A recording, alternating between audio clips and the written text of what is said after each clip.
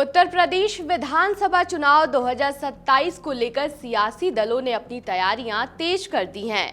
पश्चिमी उत्तर प्रदेश में भाजपा और राष्ट्रीय लोकदल का गठबंधन भले ही मजबूत नजर आ रहा हो, लेकिन अब सीटों के बंटवारे को लेकर दोनों दल के बीच खींचतान की तस्वीर सामने आने लगी है। मेरठ से लेकर बागपत, मुजफ्फरनगर और गाजियाबाद तक कई सीटें गठबंधन की सबसे बड़ी परीक्षा बनती नजर आ रही हैं।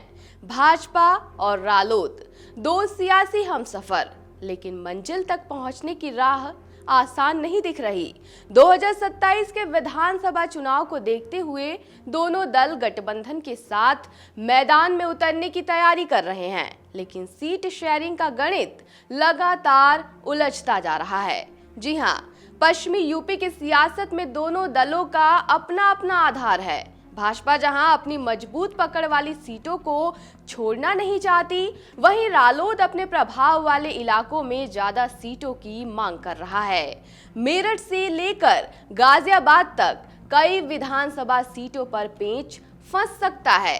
मेरठ की सिवाल खास सीट फिलहाल रालोद के खाते में मानी जा रही है, क्योंकि यहां से रालोद विधायक है। इसके अलावा किठौड़ और सरधना सीट पर भी रालोद अपनी दावेदारी मजबूत कर सकता है, लेकिन भाजपा इन दोनों सीटों को अपने लिए मजबूत मानती है।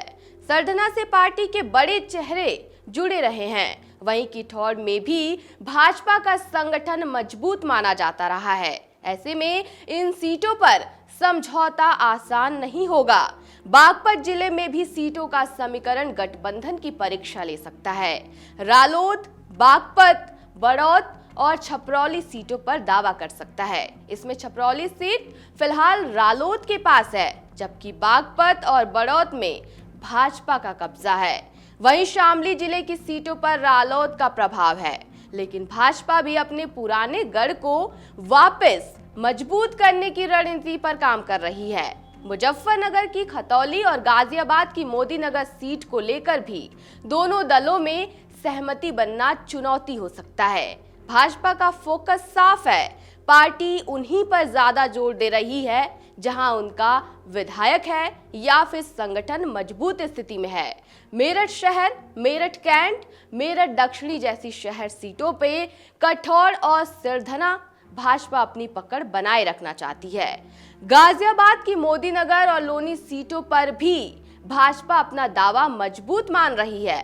दूसरी तरफ रालोद प्रमुख जयंत चौधरी पश्चिमी यूपी में अपने पुरानी सियासी आधार को और मजबूत करने में जुटे हैं। पार्टी की कोशिश है कि किसान और ग्रामीण इलाकों में अपनी पकड़ बढ़ाई जाए। रालोद का मानना है कि अब उसका प्रभाव सिर्फ जाट वोट बैंक तक ही सीमित नहीं है, बल्कि अन्य पिछड़ा वर्ग और दलित समाज में भी उसका आधार बढ़ चुका है। इसी बदले हुए समीकरण के आधार पर रालोद ज्यादा सीटों की मांग कर रहा है।